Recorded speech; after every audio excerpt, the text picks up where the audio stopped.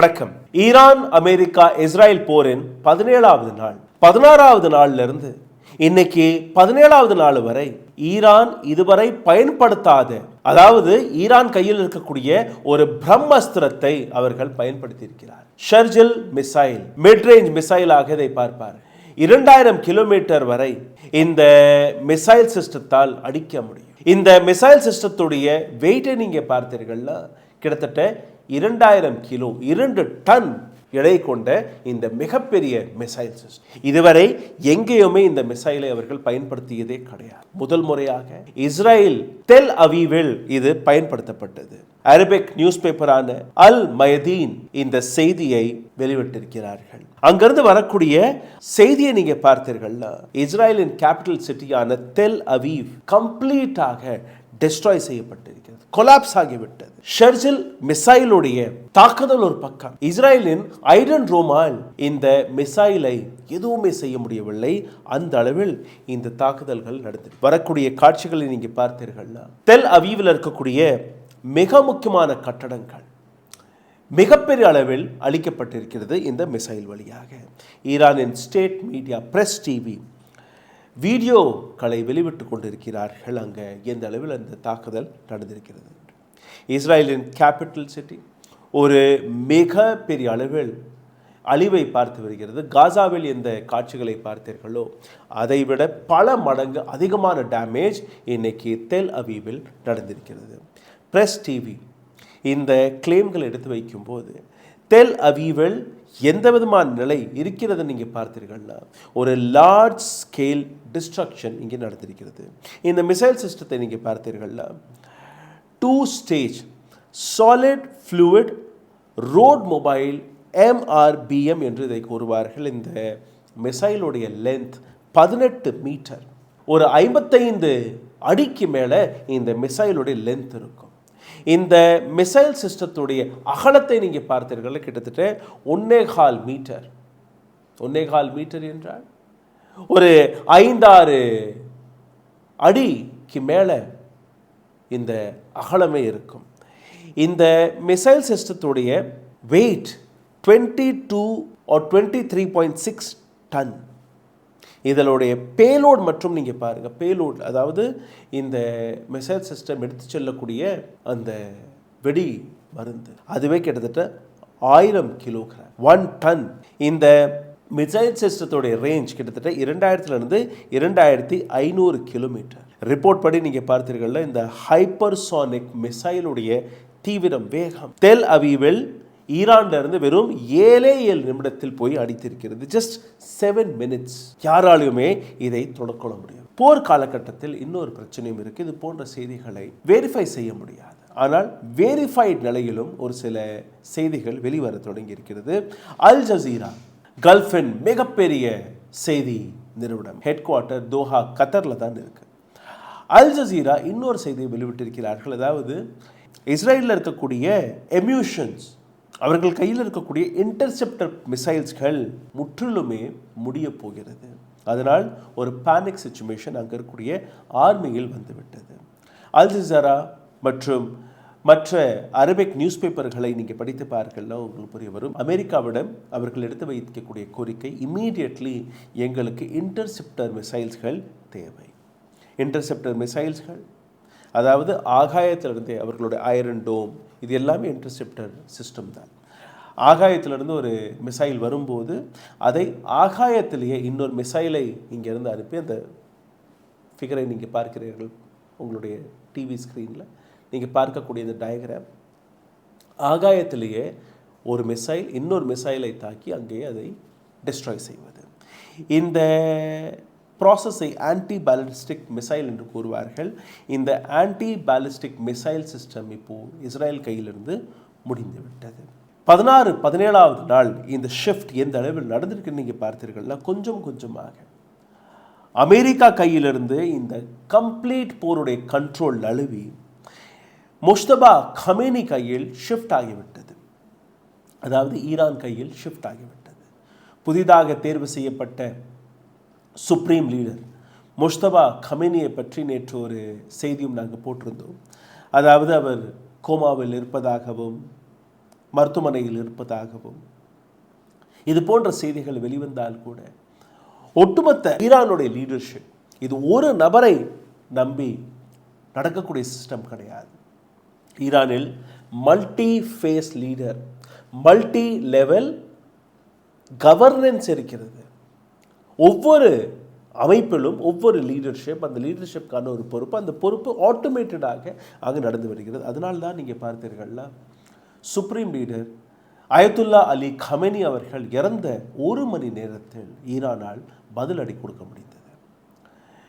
அதே தாக்குதலில் தான் அயத்துல்லா அலி கமெனியுடைய மகனான முஸ்தபா கமெனியும் பலத்த காயங்களுடன் அங்கே இருக்கக்கூடிய மருத்துவமனையில் அனுமதிக்கப்பட்டிருக்கிறார் என்று கூறுகிறார்கள். அதற்கான கன்ஃபர்ம் ரிப்போர்ட் இன்னும் வெளிவரவில்லை. த சன் என்கிற ஒரு செய்தி ஊடகம் இந்த ரிப்போர்ட்டை வெளிவிட்டிருக்கிறார்கள். ஈரானின் ஒரு அம்பாசிடரும் அதற்கான தகவலை கொடுத்திருக்கிறார். அது வேற விஷயம். இதுவரை அவரை பற்றின எந்த வீடியோ, ஃபோட்டோ, ஆடியோ எதுவுமே வெளிவரவில்லை. அதுவும் ஒரு சந்தேகம். ஆனால் அவர் எங்கே இருந்தாலும் முக்கியமாக நீங்கள் பார்த்தீர்கள், இன்னைக்கு ஈரானுடைய சுப்ரீம் லீடர் யாருன்னா அயத்துல்லா அலி கமெனியோடைய மகன் முஸ்தபா கமெனி. அப்போ முஸ்தபா கமெனி கையில் இந்த ஒட்டுமொத்த போருடைய கண்ட்ரோல் மாறிவிட்டதாக கூறுகிறார்கள். ட்ரம்ப் மற்றும் நேதன்யாஹூ இவர்கள் மீது எந்த அளவில் ப்ரெஷர் இருக்குதுன்னு நீங்கள் பார்த்தீர்கள்னா ஒட்டுமொத்த உலக நாடுகள் இன்னைக்கு அமெரிக்கா இஸ்ரேலை கைவிட்டு விட்டார்கள். காரணம் ஸ்ட்ரெய்ட் ஆஃப் ஹார்மோஸ். இங்கே இருக்கக்கூடிய ஆயில் டிராஃபிக் கம்ப்ளீட்டாக முற்றிலுமே பிளாக் செய்யப்பட்டிருக்கிறது. அமெரிக்கன் மீடியா, முக்கியமாக வாஷிங்டன் போஸ்ட், நியூயார்க் டைம்ஸ், இது போன்ற பல சேனல்கள் அங்கே நடக்கக்கூடிய விஷயங்களை கடுமையாக எடுத்து காட்டுகிறார்கள். இந்தியா போன்ற கோதி மீடியா அங்கே கிடையாது. ட்ரம்பை விமர்சித்து போரில் நடக்கக்கூடிய பல விஷயங்களை அமெரிக்க செய்தி ஊடகங்கள் எடுத்துக்காட்டி வருகிறது. டொனால்ட் ட்ரம்பால் அதை பொறுத்து கொள்ள முடியவில்லை. டொனால்ட் ட்ரம்ப் அங்கே இருக்கக்கூடிய ஊடகங்களுக்கும் ஒரு மிரட்டலை கொடுத்திருக்கிறார். எங்க சார்பாக, அதாவது தேசத்திற்கு சார்பாக நீங்கள் செய்திகளை போடவில்லை என்றால் அடுத்த லைசன்ஸ் ரினியூவல் நடக்காது. அதாவது நீங்கள் ட்ரம்பிற்கு அடிமையாக நீங்கள் இல்லை என்றால் நீங்கள் உங்களுடைய லைசன்ஸை நாங்கள் ரத்து செய்து விடுவோம், அதை கேன்சல் செய்து விடுவோம். இது அடுத்த மிரட்டல் அமெரிக்கர்களுக்கு ட்ரம்ப் கொடுக்கக்கூடிய மிரட்டல். இது எல்லாமே ஒரு மிகப்பெரிய பேனிக்கை கிரியேட் செய்திருக்கிறது. அதை பார்த்து டொனால்ட் ட்ரம்ப் பதற்றத்தில் அடுத்த தவறை செய்திருக்கிறார். கார்க் ஐலண்ட், ஈரானிலிருந்து எக்ஸ்போர்ட் ஆகக்கூடிய கச்சா எண்ணெய் 90% கச்சா எண்ணெய் இந்த ஒரே தீவிலிருந்து தான் வெளிவருகிறது. இந்த தீவை கைப்பற்றுவதற்காக அமெரிக்கா எடுத்த இந்த மெஷரால் அடுத்த டார்கெட் UAE, துபாயில் இருக்கக்கூடிய பல அமெரிக்க நிறுவனங்களுடைய ஹெட் குவார்ட்டர்ஸ், உலகத்தில் இருக்கக்கூடிய பெரிய பெரிய பணக்காரர்கள் இருக்கக்கூடிய ஒரு மகாநகரம் துபாய்க்கு ஈரான் அடுத்த மிரட்டலை கொடுத்திருக்கிறது. அதாவது துபாயில் இருக்கக்கூடிய மக்கள், முக்கியமாக அமெரிக்க நிறுவனங்களுக்கு அருகே இருக்கக்கூடிய மக்கள், எந்த பில்டிங்கில் அமெரிக்காவின் ஆஃபீஸஸ்கள் இருக்கிறதோ அந்த இடத்தில் வேலை பார்க்கக்கூடிய மக்கள், அது பேங்காக இருக்கட்டும், அல்ல அமெரிக்கன் அட்மினிஸ்ட்ரேஷனாக இருக்கட்டும், அல்ல எதுவாகவே இருக்கட்டும், அல்ல அமெரிக்க இராணுவம் இருக்கக்கூடிய அந்த பேசஸ்களாக இருக்கட்டும், இங்கே இருக்கக்கூடிய மக்கள் தயவு செய்து அங்கிருந்து வெளியேறி விடுங்கள். இதற்கு மேல் நாங்கள் அடிக்கக்கூடிய தாக்குதல், அடிக்கக்கூடிய அடி அமெரிக்காவின் இடங்களில். ஸோ இந்த பக்கம் நீங்கள் கார்க் ஐலண்டில் நீங்கள் தாக்கினீர்கள்னா அடுத்தடுத்து நாங்கள் பலத்த அடிகளை கொடுப்போம். அதற்காக தான் இந்த ஷெர்ஜல் மிசைலையும் நேற்று அவர்கள் பயன்படுத்தியிருக்கிறார்கள். 17வது நாள் இன்னைக்கு எந்த அளவில் இந்த போரை உலகம் பார்க்கிறது நீங்கள் பார்த்தீர்கள்னா, இதற்கு முன்னாடி போன வருடம் நடந்த போர் 12வது நாள் முடிந்துவிட்டது. இன்றைக்கி 17வது நாளில் நாம் காலடி எடுத்து வைத்து விட்டோம். ஒட்டுமொத்த ஃபோக்கஸுமே ஸ்ட்ரெய்ட் ஆஃப் ஹார்மோஸில் ஷிஃப்ட் ஆகியிருக்கிறது. முஸ்தபா அலி கமெனி கையில் இந்த கண்ட்ரோல் எப்படி போனது என்று நீங்கள் பார்த்தீர்கள்னா, ஸ்ட்ரெய்ட் ஆஃப் ஹார்மோஸ் ஒட்டுமொத்த உலகத்தின் எக்கனாமியை கண்ட்ரோல் செய்யக்கூடிய அந்த பலத்தை வைக்கக்கூடிய ஒரு பகுதி. இந்த பகுதியுடைய கண்ட்ரோல் ஒட்டுமொத்தமாக ஈரான் கையில் இருக்கிறது.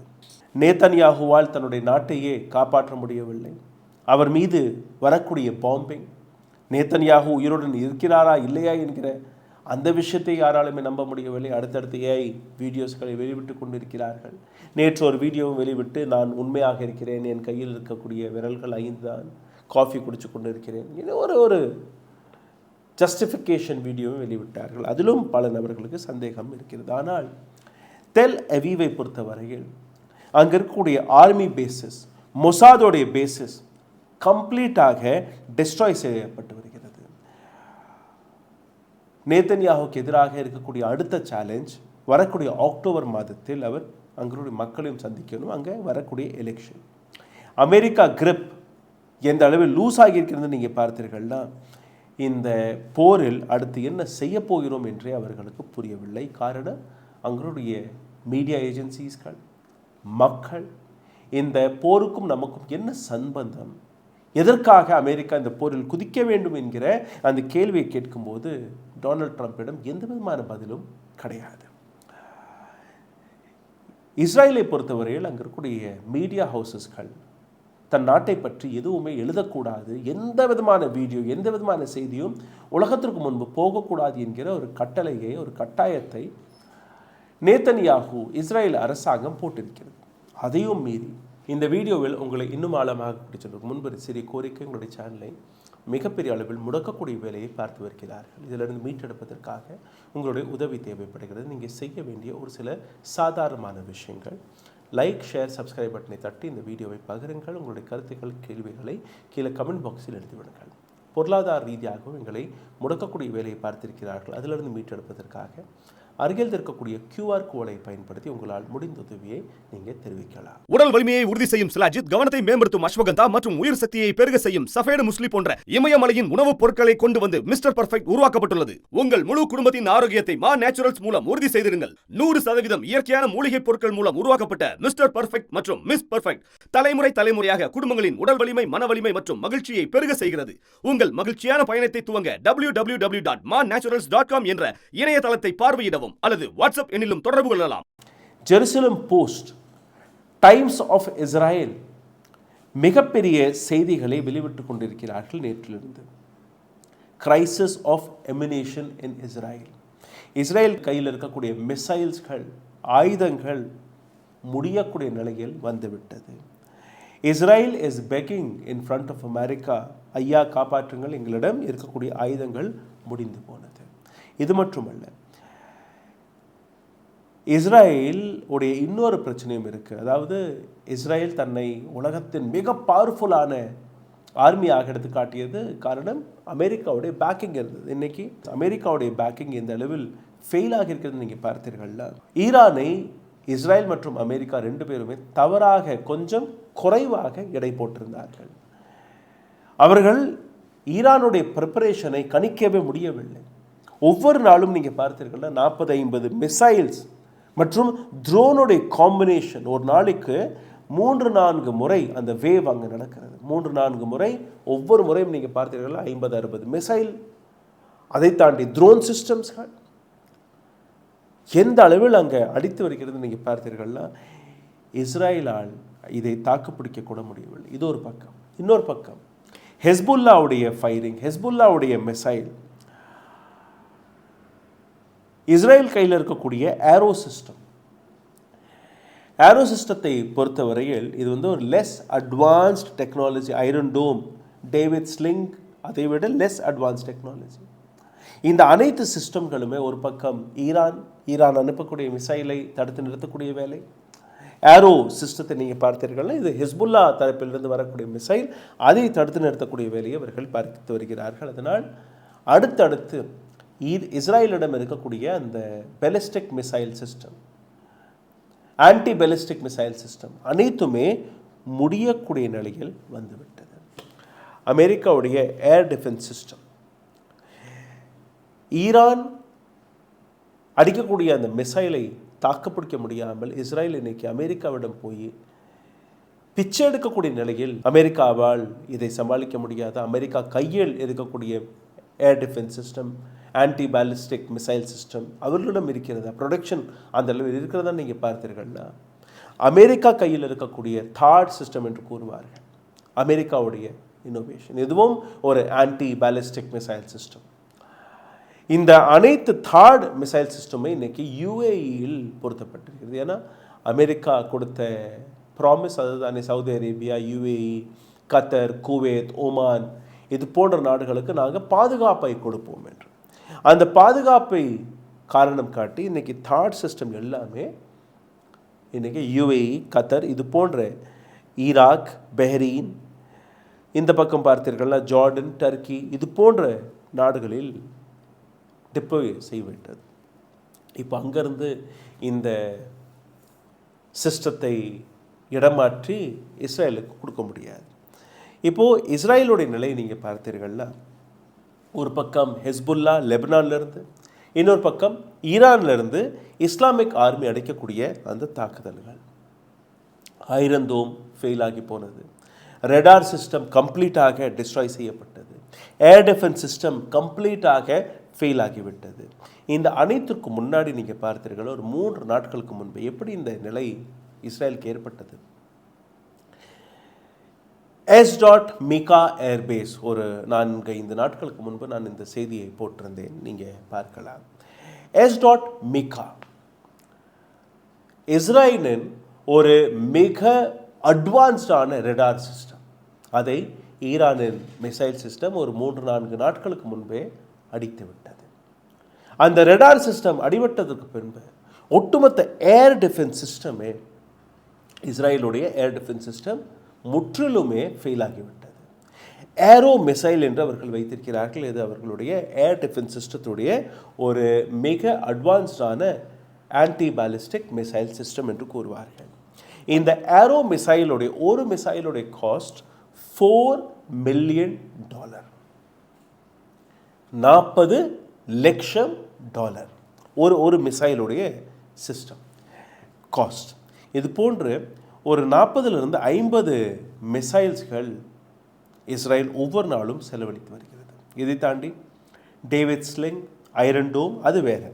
அப்போது ஹெஸ்புல்லா ஒவ்வொரு நாளும் நூற்றுக்கணக்கான வேவ்ஸ்களை, நூற்றுக்கணக்கான மிசைல்ஸ்களை அடிக்கும்போது அதை டிஃப்யூஸ் செய்வதற்காகவே இவர்களுடைய இந்த மிக எக்ஸ்பென்சிவான இந்த மிசைல் சிஸ்டம் செலவாகி கொண்டிருக்கிறது. உதாரணத்துக்கு நீங்கள் பார்த்தீர்கள்னா, ஒரு 40 மிசைல்ஸ்களை இவர்கள் அடித்தார்கள்னா, அதாவது இஸ்ரேல் அடித்தது என்றால் ஒரு மிசைலுடைய காஸ்ட் எவ்வளோ, $4 மில்லியன். அப்போ 40 மிசைலுடைய காஸ்ட் ஒரு நாளைக்கு குறைஞ்சபட்சம் $160 மில்லியன், $160 மில்லியன். இஸ்ரேல் ஒரு நாளைக்கு செலவழிக்கக்கூடிய காஸ்ட் எவ்வளோ, குறைஞ்சபட்சம் $325 மில்லியன் இருந்து $700 மில்லியன். அந்த பக்கம் அமெரிக்காவுடைய ஒரு நாள் செலவு $1 பில்லியன், கிட்டத்தட்ட $2 பில்லியன் ஒவ்வொரு நாளும் இந்த போருக்காக அமெரிக்கா மற்றும் இஸ்ரேல் செலவழித்து வருகிறார்கள். அந்த அளவில் இந்த காஸ்ட் இப்போ உலக நாடுகளுக்கு முன்பு கேவலமாக ஆல்மோஸ்ட் நீங்கள் பார்த்தீர்கள்னா பிச்சை எடுக்கக்கூடிய நிலையில் தள்ளப்பட்டிருக்கிறார். உலக நாடுகள் என்னை காப்பாற்றுங்கள், எங்களுடன் நீங்கள் வந்து நிற்க வேண்டும். இந்த ஸ்டேட் ஆஃப் ஹார்மோஸை நாம் ஈரான் கையிலிருந்து நீக்கினால் மட்டும்தான் உலகத்திற்கு முன்பு இருக்கக்கூடிய இந்த எக்கனாமிக் கிரைசிஸை நம்மளால் சரிபார்க்க முடியும். இந்தியாவிடம் டொனால்ட் ட்ரம்ப் உதவி கேட்டிருக்கிறார், சைனாவிடம் டொனால்ட் ட்ரம்ப் உதவி கேட்டிருக்கிறார். ஐரோப்பிய நாடுகள், எந்த ஐரோப்பிய நாடுகளை கடந்த 1 வருடமாக டொனால்ட் ட்ரம்ப் இழிவாக பார்த்தாரோ, அங்கே இருக்கக்கூடிய லீடர்ஸ்களை கேவலப்படுத்தி விரட்டினாரோ, ஒவ்வொரு நாட்டிடம் போய் டொனால்ட் ட்ரம்ப் இன்னைக்கு உதவி கேட்கக்கூடிய நிலையில் இருக்கிறார். The control of Iran in the region of Hormuz Gulf, Strait of Hormuz, இதை நாம் நீக்க வேண்டும், நாம் கைப்பற்ற வேண்டும். இதுதான் அவருடைய ஒரு கோரிக்கையாக இருக்குது. ஆனால் ஸ்ட்ரெய்ட் ஆஃப் ஹார்மோஸ் உலகத்தின் ஒரு மிக பெரிய எக்கனாமிக் சைட்டாக இருந்தால் கூட இந்த இடத்திலிருந்து வெறும் எண்ணெய் மற்றும் வெளிவருவதல்ல, யூரியா, அலுமினியம் இது போன்ற பல பொருட்கள் இந்த வழியிலிருந்து வருகிறது. டொனால்ட் ட்ரம்ப் உலகத்தின் மிக பவர்ஃபுல்லான ஒரு பிரசிடென்ட். அவர் கையில் இருக்கக்கூடிய யுஎஸ்எஸ் அப்ரஹாம் லிங்கன், அமெரிக்காவின் நியூக்ளியர் வார்ஷிப்பான யுஎஸ்எஸ் ஃபோர்ட், இந்த இரண்டுமே இன்னைக்கு ஈரான் கடற்கரையில் நிற்கிறது. அப்போ கூட நீங்கள் பார்த்தீர்கள் உலகத்தின் மிக அட்வான்ஸ்டான இந்த 2 போர்க்கப்பல்கள். இந்த 2 போர்க்கப்பல்கள் இருந்தால் கூட ஒவ்வொரு போர்க்கப்பல்லையும் நீங்கள் பார்த்தீர்கள் நூற்றுக்கணக்கான ஜெட், ஃபைட்டர் ஜெட்ஸ், ஹெலிகாப்டர்ஸ் இது எல்லாமே இருந்தால் கூட இன்றைக்கி அவர் எந்த நிலையில் தள்ளப்பட்டிருக்கான்னு நீங்கள் பார்த்தீர்கள்னா, உலக நாடுகள் எங்களுடன் வந்து இந்த போரில் கலந்து கொள்ளுங்கள், ஈரானை தாக்குவதற்காக நீங்கள் கலந்து கொள்ளுங்கள். மற்ற நாடுகள் என்ன கூறுகிறது அதை பற்றி நான் உங்களுக்கு எடுத்து காட்டுகிறேன். கத்தரில் இருக்கக்கூடிய சென்ட்காம், சென்ட்ரல் கமாண்ட் என்று கூறுவார்கள். இங்கே இருக்கக்கூடிய அப்ரஹாம் லிங்கனாக இருக்கட்டும் அல்ல ஜெனரல் ஃபோர்டாக இருக்கட்டும், அனைத்துமே சென்ட்ரல் கமாண்ட் கண்ட்ரோலில் இருக்கிறது. 5th ஃப்ளீட் அமெரிக்காவின் மிக பெரிய ஒரு பவர் சென்டராக இதை பார்த்தார்கள். Headquarters of central command of America இது கத்தரில் இருந்தது. இந்த போர் தொடங்கிய 3வது நாள் மார்ச் 3ஆம் தேதி இந்த சென்ட்ரல் கமாண்டை ஈரான் அழித்து விட்டது. என்னைக்கு அந்த சென்ட்ரல் கமாண்ட் கைவிட்டு போனது, இந்த சென்ட்ரல் கமாண்டில் இருந்து தான் மிடில் ஈஸ்டில் இருக்கக்கூடிய மற்ற இடங்கள் குவைத், பஹ்ரைன், சவுதி அரேபியா, கத்தர், யுஏஇ, ஒமான், யெமன் இது போன்ற அனைத்து இடங்களுக்குமே பாதுகாப்பை கண்ட்ரோல் செய்யக்கூடிய வேலையை அமெரிக்கா பார்த்து வந்தது. அந்த கமாண்டையே அவர்கள் அழித்து விட்டார்கள். சென்ட்ரல் கமாண்ட் கைவிட்டு போன உடனேயே அமெரிக்காவுடைய பாதி பலம் குறைந்து விட்டது. இதை தாண்டி நார்தர்ன் கமாண்ட், சதர்ன் கமாண்ட் இதையும் ஈரான் அடுத்தடுத்து அடிக்கக்கூடிய வேலையை பார்த்து வருகிறது.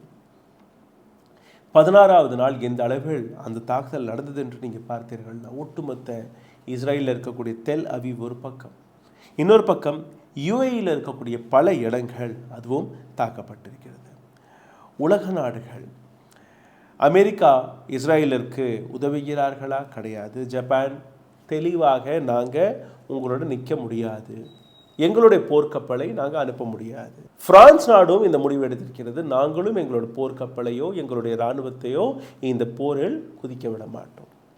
ஆஸ்திரேலியா இந்த முடிவு எடுத்திருக்கிறது, ஸ்பெயின் இந்த முடிவு எடுத்திருக்கிறது, பிரிட்டன் இந்த முடிவு எடுத்திருக்கிறது. அதாவது எந்தெந்த நாடுகள் அமெரிக்கா இஸ்ரேலுடன் போவார்கள் என்று உலகம் நம்பி வந்தது, அனைத்து நாடுகளுமே இன்னைக்கு இந்த போர் எங்களுடைய போர் கிடையாது, இது நேத்தன்யாஹுடைய தனி போர், let him handle, we will not get into it. போன முறை நடந்த அந்த போர் 10-12 நாட்களில் முடிந்துவிட்டது. இந்த முறையும் அதே 10-12 நாட்களில் முடிந்துவிடும் என்று நம்பினார்கள். ஆனால் வெளிவரக்கூடிய தகவல் படி நீங்கள் பார்த்தீர்கள்னா, நிச்சயமாக இந்த போர் மார்ச் மாதத்தின் கடைசி நாள் வரை நீடிக்கும் என்று ஒரு தகவலும் கசிந்து வருகிறது. அதாவது இந்த போர் 1 மாதம் நடந்தால் உலக நாடுகளில் இருக்கக்கூடிய எக்கனாமி எந்த அளவில் அழிக்கப்படும் என்று நீங்கள் பார்க்க வேண்டும். இன்றைக்கே நீங்கள் பார்த்தீர்கள்னா, ஒட்டுமொத்த உலக நாடுகளுடைய எக்கனாமி, உலக நாடுகளில் இருக்கக்கூடிய வங்கிகள், பெரிய பெரிய கம்பெனிஸ், பெரிய பெரிய பொருளாதார ஏஜென்சிஸ்கள், ஷேர் மார்க்கெட் அனைத்துமே இன்னைக்கு சரியக்கூடிய நிலையில் இருக்கிறது. இந்த போரை பற்றி நீங்கள் பார்த்தீர்கள்னா 100% அமெரிக்கா மற்றும் இஸ்ரேலுடைய கையிலிருந்து இந்த போர் நழுவி விட்டது. ஒட்டுமொத்தமாக இந்த வேர்ல்ட் எக்கனாமியை நாங்கள் தான் காப்பாற்றுகிறோம் என்று அமெரிக்கா மார்தட்டி கொண்டிருந்ததோ, இன்னைக்கு அதே மற்ற நாடுகள் அமெரிக்காவிடம் கேள்வி கேட்க தொடங்கிவிட்டார்கள். உங்களால் தான் இந்த பிரச்சனை, இப்போ நீங்கள் தான் இதற்கான பதிலை கொடுக்கணும். ஆயில் கேஸ் கம்ப்ளீட்டாகவே டிஸ்இன்டிகிரேட் ஆகியிருக்கிறது. ஆயில் அண்ட் கேஸ் சப்ளை ஒட்டுமொத்த உலகத்திற்கு இந்த அளவில் பிரச்சனை உருவாக்கி இருக்கிறதோ, இந்த பிரச்சனைகளை பார்த்து அமெரிக்கா மக்களுக்கு முன்பு டொனால்ட் ட்ரம்ப்புடைய சொந்த கட்சியான ரிப்பப்ளிக்கன் பார்ட்டியிலிருந்தே எதிர்குரல் வர தொடங்கிவிட்டது. ஒயிட் ஹவுஸ் 2ஆக பிரிந்திருக்கிறது. ஒரு ஒயிட் ஹவுஸில் இருக்கக்கூடிய டீம் இந்த போரிலிருந்து உடனடியாக ஒரு லாபி, உடனடியாக நீங்கள் வெளிவர வேண்டும். இன்னொரு லாபி கிடையாது, இந்த போரை நீங்கள் நடத்துங்கள். இந்த போரிலிருந்து நீங்கள் வெளியில் வந்தீர்கள்னா அமெரிக்காவுடைய அந்த இமேஜ் பாதிக்கப்படும். 2 லாபி, அதாவது அமெரிக்காவிற்குள்ளேயே ஒயிட் ஹவுஸிற்குள்ளேயே 2 டிவிஷன் வந்துவிட்டது. இப்போது டொனால்ட் ட்ரம்ப் என்ன செய்ய முடியும்? டொனால்ட் ட்ரம்ப் ஒரு வழியை தேடிக்கொண்டிருக்கிறார். எப்படியாவது இந்த போரிலிருந்து எஸ்கேப் ரூட்டை தேடி வெளிவருவார். இன்னொரு பக்கம் நேத்தன்யாகு, இந்த போரில் ஏதாவது ஒரு வழி கிடைக்காதா, தன் கையில் இருக்கக்கூடிய அந்த நியூக்ளியர் பவரை ஈரான் மீது ஏவுவதற்காக. That is what the next action of Israel would be. ஏன்னா அமெரிக்கா எவ்வளோ முட்டாள்தனமாக வேலைகளை பார்த்தால் கூட நியூக்ளியர் ஆக்ஷனை அமெரிக்கா எடுக்காது. ஆனால் இஸ்ரேல் மீது அந்த நம்பிக்கை கிடையாது. இஸ்ரேல் கையில் இருக்கக்கூடிய இந்த நியூக்ளியர் வெப்பன்ஸ்களை நிச்சயமாக அவர் பயன்படுத்துவார். அதற்கான பல சீக்ரெட் ரிப்போர்ட்ஸ்கள் வெளிவர தொடங்கிவிட்டது. மார்ச் மாதம் கடைசி நாள் வரை இந்த போர் நீடித்தால் என்ன நடக்கும் என்கிற அந்த கேள்வியை புரிந்திருப்பீர்கள் என்று நம்புகிறேன். உங்களுடைய கருத்துக்களை, உங்களுடைய கேள்விகளை கீழே கமெண்ட் பாக்ஸில் எடுத்து விடுங்கள். இந்த வீடியோவை பகிருங்கள். நன்றி, வணக்கம். ஊடகம் கார்ப்பரேட் அரசியல்வாதிகளின் கைப்பாவையாக அடிமைகளாக இருந்தது போதும். இனி சாட்டை எடுத்து சுழற்றும் நேரம் வந்துவிட்டது. ஊடகம் பொதுமக்களாகிய உங்களுக்காக, உங்களாலேயே இயக்கப்பட வேண்டும். ஊடக சுதந்திரத்திற்காக உங்களின் பங்களிப்பை இன்றே அளித்திடுங்கள்.